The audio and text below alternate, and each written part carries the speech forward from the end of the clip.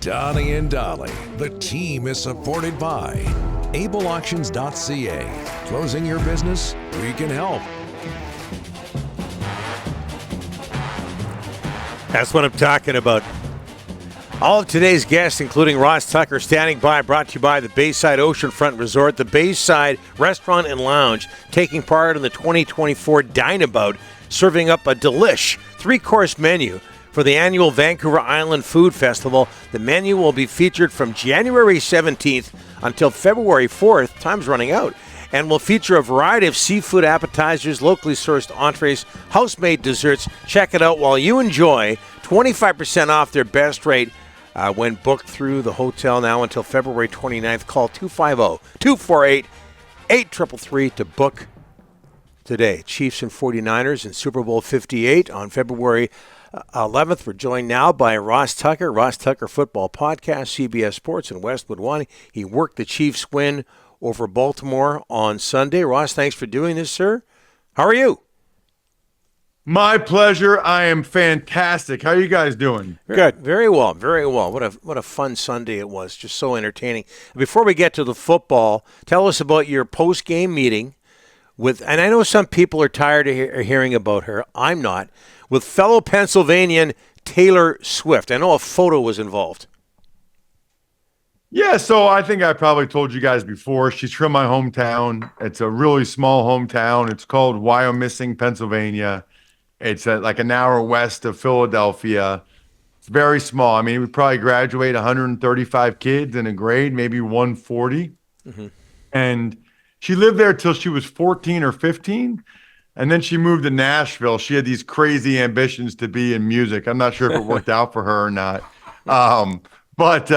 No, I've met her a couple times, but it's been a while. It was like 2007 and 2015. So when you're the sideline reporter for a conference championship game for Westwood One, you get to interview the winning head coach and the winning quarterback right after the trophy ceremony.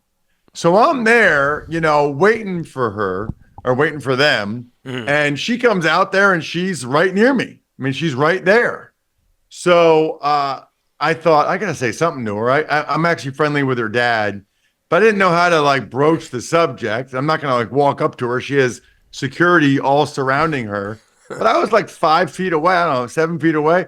So I pulled up a picture on my phone of my daughters with her dad at her concert in May in Philly. And I just showed it to her. I said, Taylor, I'm Ross Tucker from Wyomissing. I'm pretty good friends with your dad. And she looked at the picture and she looked at me and she goes, oh yeah. Yeah, I know you. Whoa. Total missed opportunity for me, by the way. I should have been like, I know you. So that was cool. And then she was with Kelsey's parents, and I know Kelsey's dad, Ed. So I just started talking to him then. I was like, Ed, what's up, man? It's Ross. And he's like, oh, I didn't recognize you with the hat, man. I thought you looked familiar. I'm like, yeah, how you doing? Congrats. He's like, thank you. And that was it. Nothing big, but nice. She knows me. She really knows me. Wow. Brush with greatness for her.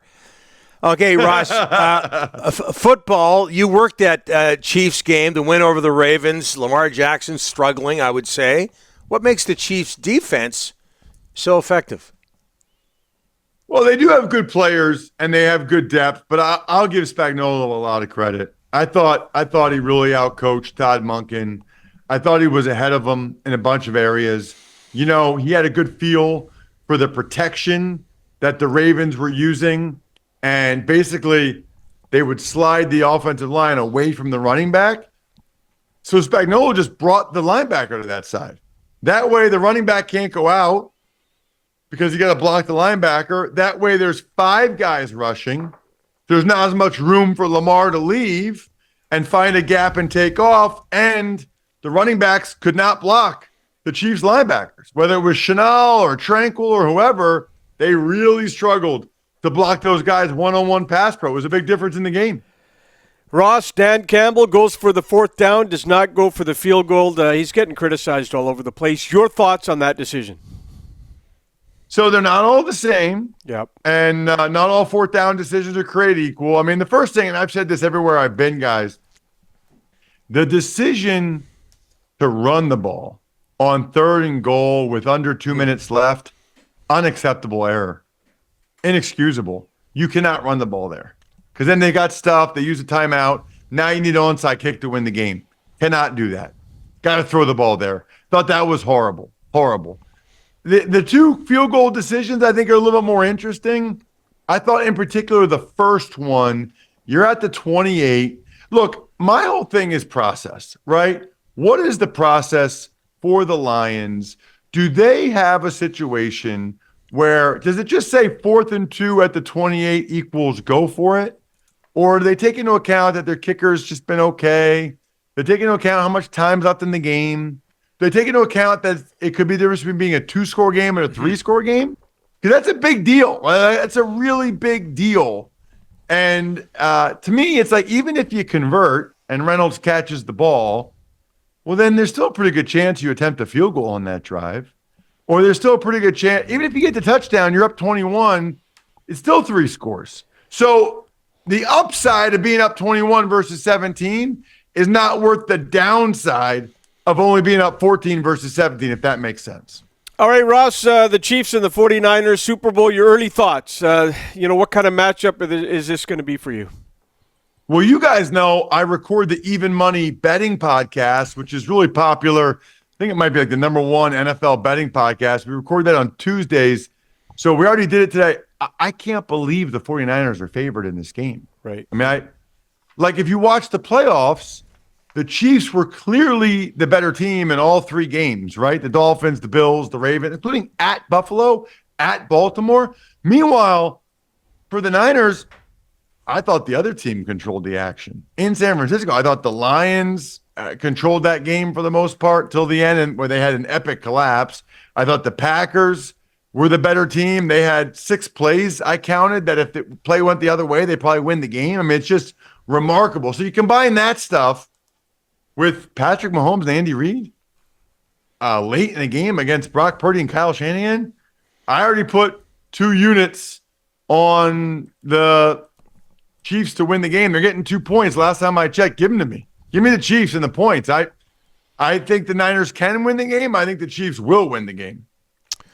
Ross, I want to talk to you about something you talk a lot about that I totally agree with. What do you say to people who don't believe in momentum, not just in football, but in the world of sports? I think that what I say to them is I think that I think information is good. I think numbers are good.